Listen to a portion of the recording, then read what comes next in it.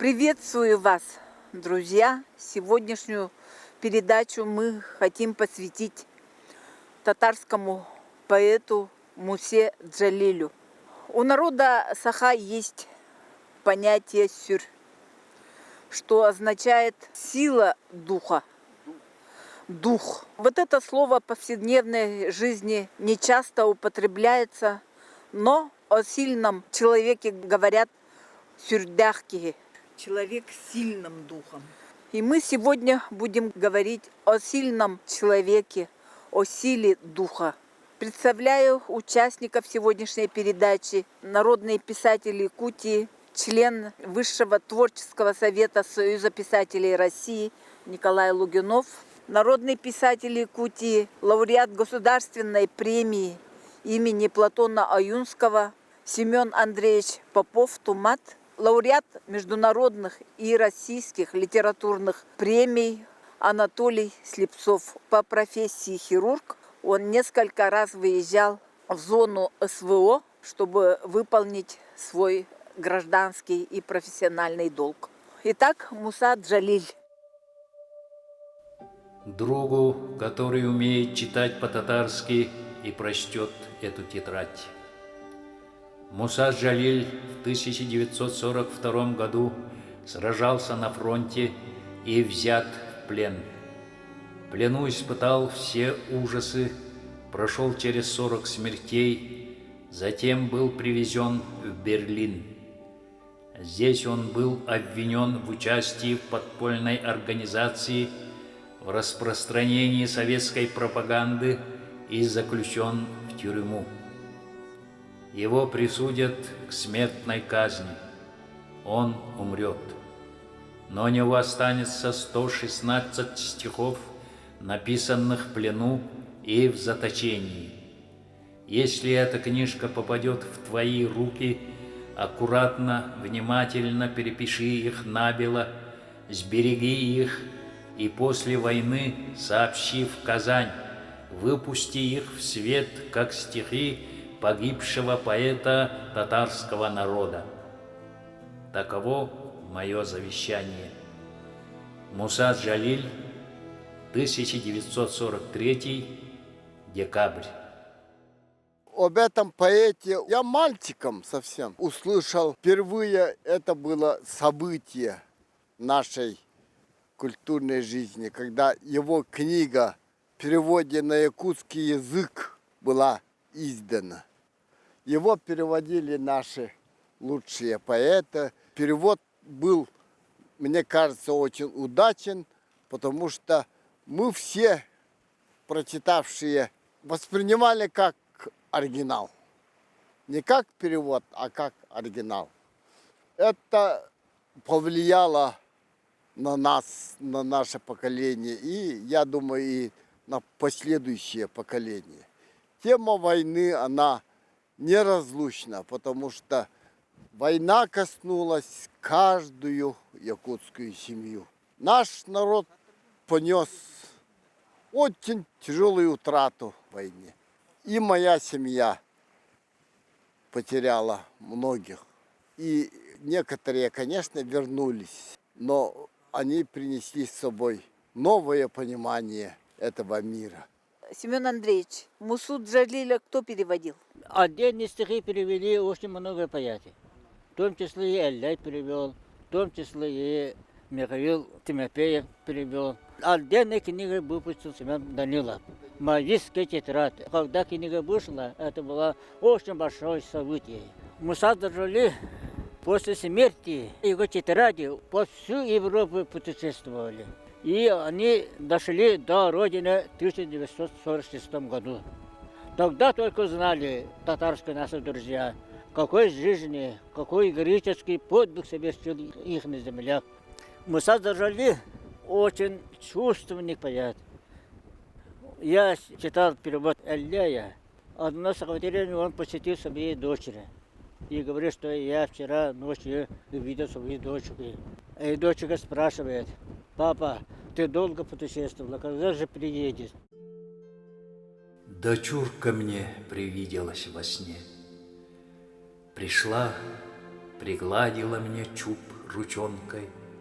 «Ой, долго ты ходил», — сказала мне, и прямо в душу глянул взор ребенка. От радости кружилась голова, я крошку обнимал, и сердце пело, и думал я, так вот ты какова любовь, тоска, достигшая предела. Проснулся я, как прежде я в тюрьме, и камера угрюмая все та же, и те же кандалы, и в полутьме все то же горе ждет, стоит на страже. Зачем я жизнью сны свои зову? Зачем так мир уродует темница, что боль и горе мучат наяву, а радость только снится? Малавийский театрал, он уже в Малавийской тюрьме умер, его увидели. А перед тем он был человеком-организатором. Когда попали наши пленные немцам, да, они хотели создавать легионы, которые должны были воевать против нашей России. И они привлекли Муса Джалиля к это дело. И Муса Джалилю дали право от лагеря к лагерю ехать и заниматься этим делом. А он вместо этого он создавал подпольные организации из узников. И вот из-за этого его убили. Арзбек это доложил, они его поймали, и он погиб. Но перед смертью он 9 третий дал чехословацкому патриоту. И вот этот славный человек путешествовал по всей Европе. И в 1946 только году рукопись оказалась Московская писательская организация. Вот тогда раскрылась, какая героическая жизнь была у этого татарского поэта. Он о подвиге не пишет. Он пишет о человеческом чувстве. Его поэзия – это поэзия между смертью и жизнью. И при том мотив жизни выше смерти. Он смеется над смертью. И смысленно говорит, вы меня убьете, но моя поэзия останется. Кто выйдет победителем? Поэзия выйдет победителем. И так и получилось. Сейчас Муса Джалиль весь мир знает. Из этого процесса якутский народ не остался. Благодаря Семену Петровичу Данилову. Я думаю, что Муса Джалиль сознательно выбрал смерть, сознательно выбрал посмертную славу, чем позорная жизнь. Удивительный человек, он как человек при жизни может решиться на такой подвиг, на такое сопротивление. Воспитывались духу целое поколение советских людей. Муса Джалиль действительно совершил огромный подвиг. Немцы-то особо не изобретали смертные казни. Ему, как европейским монархам, специально выбрали смерть на гильотине. Это очень редко бывало у немцев. Как бы почетная, ну, можно сказать, такая вот особая категория людей применяли такую смерть. Не хмурься, друг. Мы только искры жизни. Мы звездочки, летящие во мгле. Погаснем мы, но светлый день отчизны взойдет на нашей солнечной земле. Нет, без следа ничто не исчезает, не вечен мрак за стенами тюрьмы. И юные когда-нибудь узнают, как жили мы и умирали мы. И Муса Джалиль достойно принял. Как европейские монархи, он принял вот такую смерть. С одной стороны страшную, но с другой почетную, монархическую, царскую смерть. Он как особый, почетный, такой незаурядный сопротивленец. Вот этим отличается он. И дал пример мужества. Он пренебрег позорное существование в качестве предателя Родины. А он выбрал доброе имя, славное имя и верность к Родине. Анатолий часто выезжал с первых времен в зону СВО. Он увидел многих раненых. Он работал в госпиталях. Анатолий почитал великого поэта. Показательно то, что вот в писательской среде же тоже существуют разные как бы настроения и течения. Мне запомнился рассказ один про то, как писатели Татарстана, когда началась война, добровольцами пошли на фронт и по пути на фронт на какой-то станции встретили своих коллег, эвакуированных из Москвы. И они же вот до войны встречались там на съездах и так далее. И вот такая вот встреча была, что с тыла едут на войну, а вот из центра уходят в тыл. Да. Возможно, что в этом эшелоне и был, может быть, Муса Джалиль. Когда учился в литературном институте, там есть стелла такая в коридоре учебного корпуса, где имена студентов института, которые пошли в ополчение на защиту Москвы и погибшие. Думаю, что уже, наверное, пора делать и стелу для тех писателей, которые тоже пожертвовали своей жизнью на СВО. Тот же Ваня Лукин, да, студент института, Полубота, поэт, который вот как раз на юбилее Николая Алексеевича мы встретились в последний раз, и он тогда сказал нам, что собирается ехать.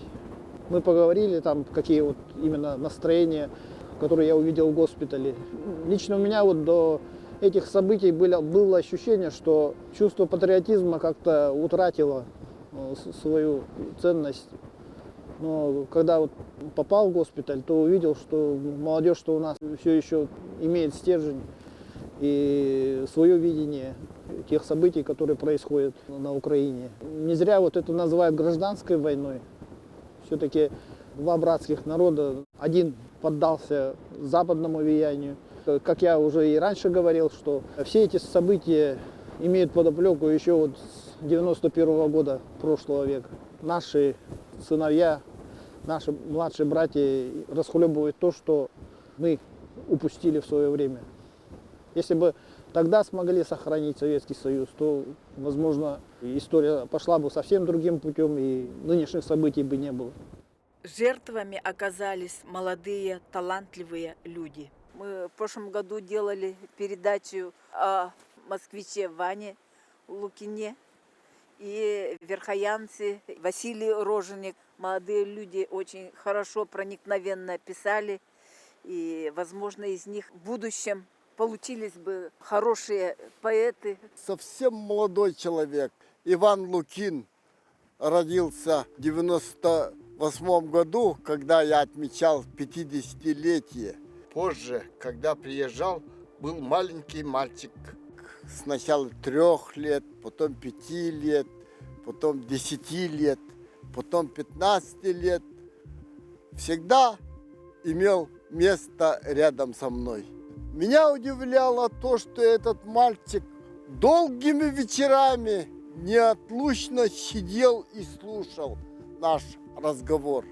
Вот этот момент меня поражал. Очень успешен был везде. Он играл в Большом театре и в литературном институте он был очень успешно учился. И вдруг все это бросил и ушел в армию. Еще задолго до СВО, как будто он готовился к этому. Морпех в Крыму служил.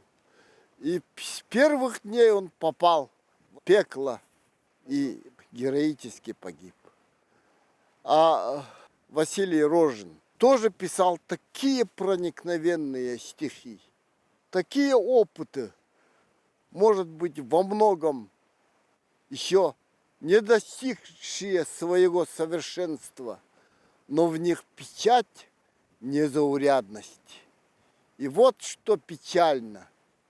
утрата такого таланта, который прорезывался только, который только начинался.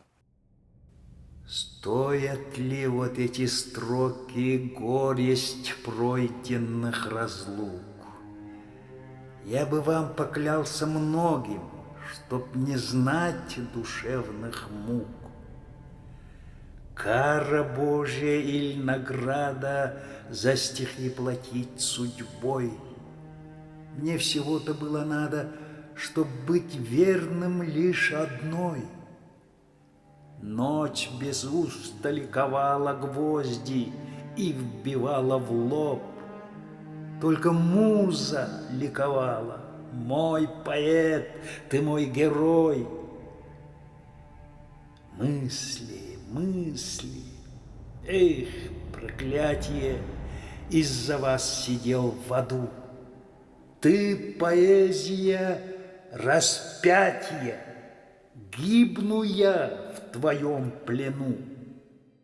Нам очень трудно осознавать вот эту утрату таланта. Ведь один талантливый писатель может определять сознание, психологическое состояние целого поколения.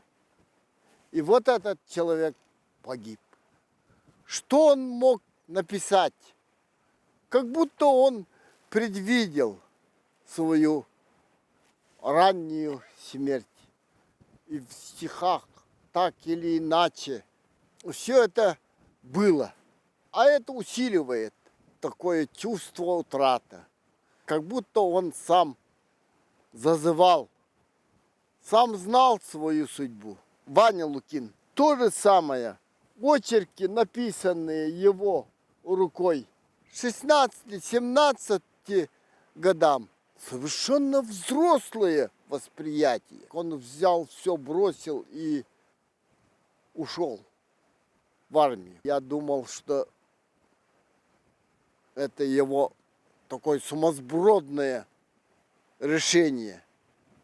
Но казалось, это судьба. Он шел навстречу своей судьбе, предназначению солдата, воина. Я умру, не будет плакать мама. Нет ее давно на этом свете. За глаза слова чужие, рваные, пронесутся над могилой сплетни. Я умру, за сердце с папа схватится. Не жалей, не плачь, уже не надо. Памятник не ставьте, по карману ли, дай смысл. Креста мне, что ли, мало? Я умру, не знаю как, Бог не решил пока. До свидания, друзья. Встречай же, мама, обниму тебя. Пропал в котлах твой единственный на вечном свете мальчик. Сегодня читать его стихи, зная его судьбу, когда он тоже предвидел свою судьбу, то, что будет, то, что состоится, это очень тяжело. Особенно мне тяжело, который знал его совсем с малых лет. Война заставляет людей задуматься, война заставляет людей поумнеть пораньше, по своему возрасте. И война заставляет человека оглядеться вокруг. И в случае чего, что оставить от себя для жизни? Вот это толкает это молодых людей вперед. Вот они предчувствовали своей смерти. Ну, война идет, забирая молодых людей. Это наша общая беда, это вся российская беда. Идет справедливая война. Что поделать, война без жертв не бывает. Но когда человек сталкивается с войной, он оглядывается. Как переживем сегодняшнюю войну? Вот это заставляет поколение задуматься. Это поколение сейчас оглядывается поколение Великой Отечественной войны, на примере Муса Джалили и много других, и наших писателей. Так что война закаляет дух народа, заставляет задуматься и ценить свою родину, свой народ и самого себя. И из этого рождается настоящая фронтовая поэзия. И вот молодежь в 21 веку дает свою фронтовую поэзию. Это тоже надо молодым людям. Там много людей воюет. Потому что эти мальчики делают неоценимый подвиг. Я видел отца Бориса Лукина, очень хороший, добрый человек. Долго искал своего мертвого сына. Это тоже трагедия для человека. Ну, они выдержали. И они выпустили сборник стихов. Когда я разбираю архив сына и готовлю публикации его произведения, я особенно остро понимаю, насколько глубоко он понимал смысл своей жизни. Поэтому рождались у него такие строки. «Этот путь мне завещен Богом, этот путь созидает меня. Быть достойным наших павших – это одна из задач наших с вами. А кроме этого, наша задача – все делать для победы. Только ради победы. Каждый удар нашего сердца за победу. Каждый удар, каждое дыхание. Мы должны победить. Мы не можем не победить. И мы будем победителями. Так я живу, отец солдата.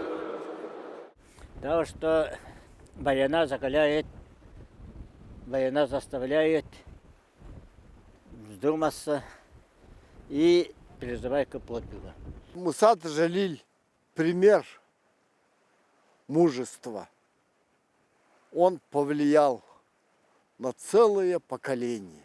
И он воспитал дух патриотизма, дух верности Родины многим поколениям.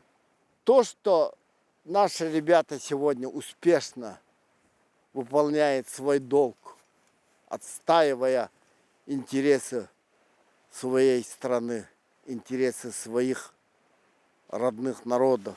Во многом есть влияние и воспитание Мусы Джалиля, его феноменальной силы стихи. Они воспитывали дух нынешних, сегодняшних героев. Я в этом убежден, потому что сила духа не берется из ниоткуда. Медленно слагается из многих составляющих. Я сегодня горжусь своими ребятами. Молодцы. И самое главное, эти ребята, оказывается, для них самое дорогое у многих – это восприятие матери. Они не хотели бы, чтобы мать узнала про войну. Они ничего им не писали и не говорили по телефону про ужасы войны. Они всегда пытались успокаивать их. А тут реальные съемки, они первым делом воскликнули, чтобы это не увидела мать. Это у многих наших героев общее место. Настолько они оберегали восприятие матери. А ведь какими героями их воспитала вот эта безвестная мать. Какое мужество она внедрила в них. Очень много, наверное, неизвестных, геройства неизвестных наших воинов. Один из наших воинов, Александр Федоров, он себе отрезал ногу. Анатолий, вы хирург. Как он решился на это, и как оно практически это так получилось. Как он обеззараживал этот нож. Явная смерть. Нет помощи. Они отрезаны, а он командир. Он погибает. Гангрена. Часть уже начинала гнить заживо. Но чтобы выжить, решил отрезать себе ногу, чтобы спасти жизнь. И надо же, а кость, говорили, пистолетом. Пристрелил. Ой, ужас. Как комментируете? Ну тут можно только снять шляпу перед медиком его подразделения, потому что, значит, он довел до своих сослуживцев, что в случае, вот, если помощь не оказана и началась гангрена, то есть опасность того, что эти продукты разложения забивают канал цепочек, и человек умирает от почечной недостаточности. Не столько от самого заражения, а вот именно от последствий, так сказать. Поэтому вот этот временной промежуток уже прошел, и было ясно, что его не смогут эвакуировать. И вот тут уже от самого человека зависит, или он от отчаяния ляжет и будет просто ждать своей смерти, или же будет бороться за жизнь.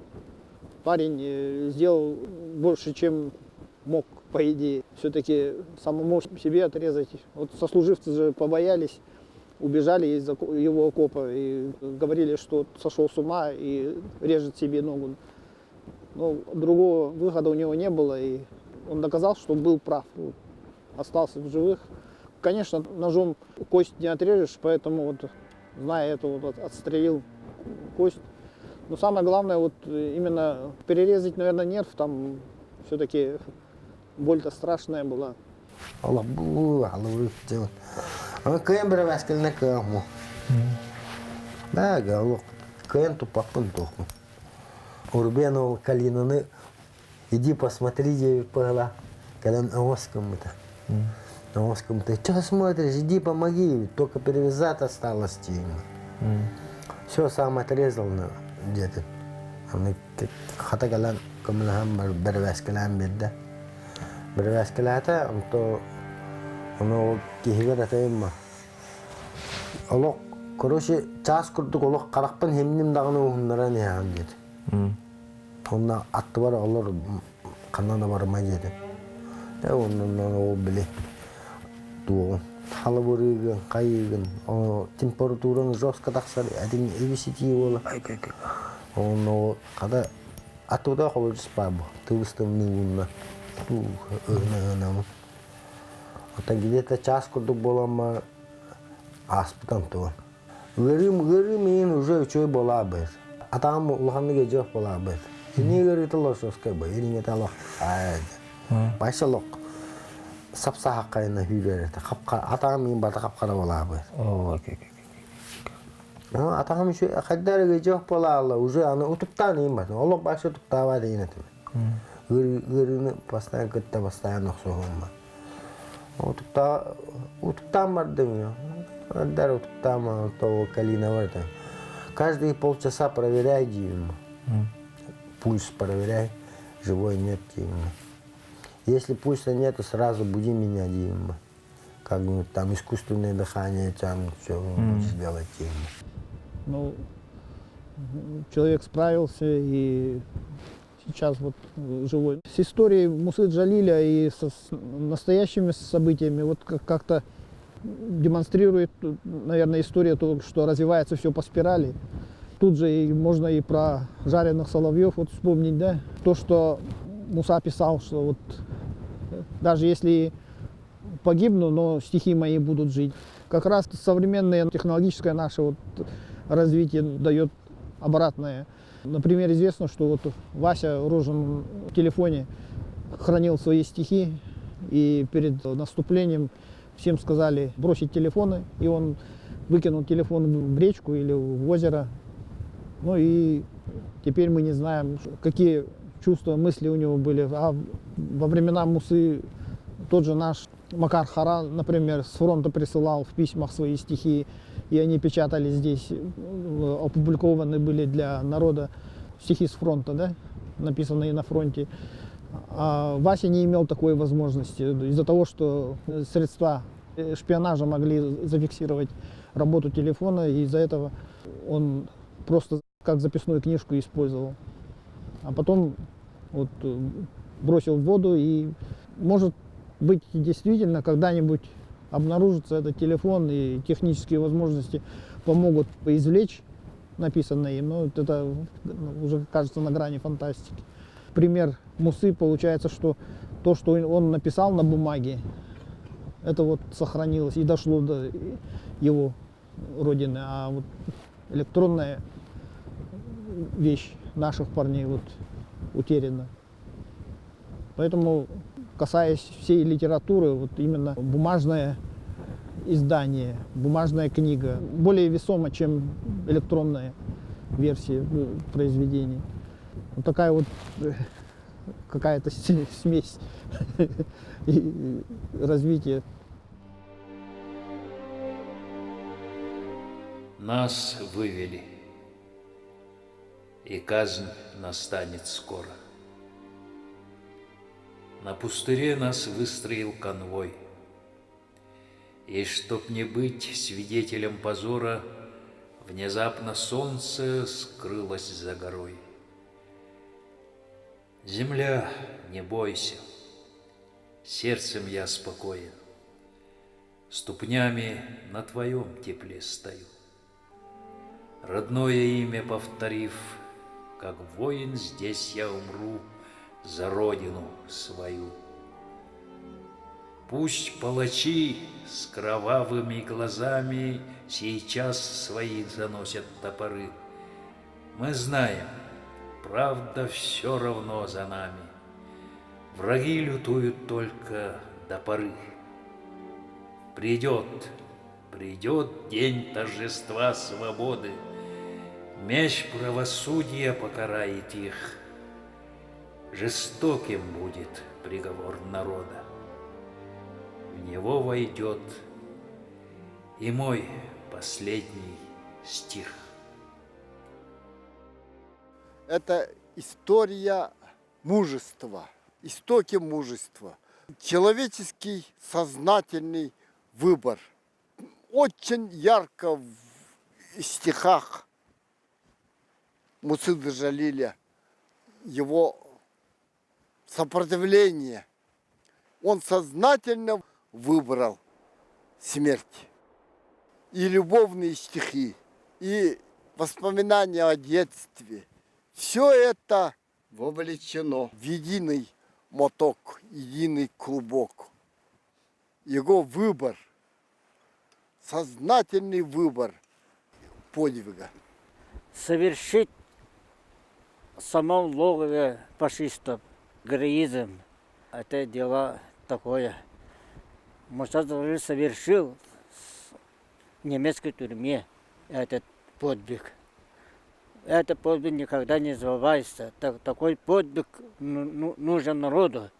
Народ воспринимает сердцем и умом такие подвиги. Так что имя Мусы Джалиль будет долго жить.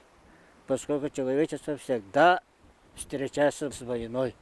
Мы не нападаем, мы защищаем свою родину. Но все-таки война заставляет встретиться.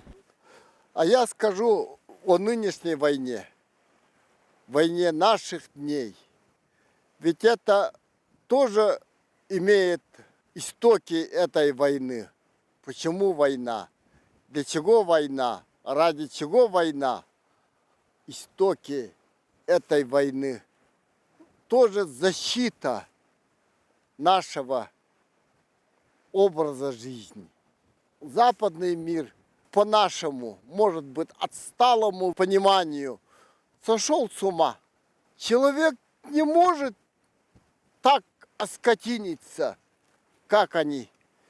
И это скотство, это непотребство. Они возвели в закон и стали навязывать всему миру. А наш народ, конечно, это не воспринял и стал сопротивляться. А это сопротивление западный мир восприняли как сопротивление всему разумному, якобы. Какая разумность? Вот это скотство. Я не буду вдаваться в подробности, но это же скотство, оскотинивание. И против этого мы восстали. Бараков, цепи и песок сыпучий, колючкой огорожены кругом, как будто мы жуки в навозной куче. Здесь копошимся, здесь мы и живем. За лагерем простерлось к лесу поле. Отбивка коз там по утрам слышна. Вчера с забора залетев в неволю, нам пела пташка добрая одна.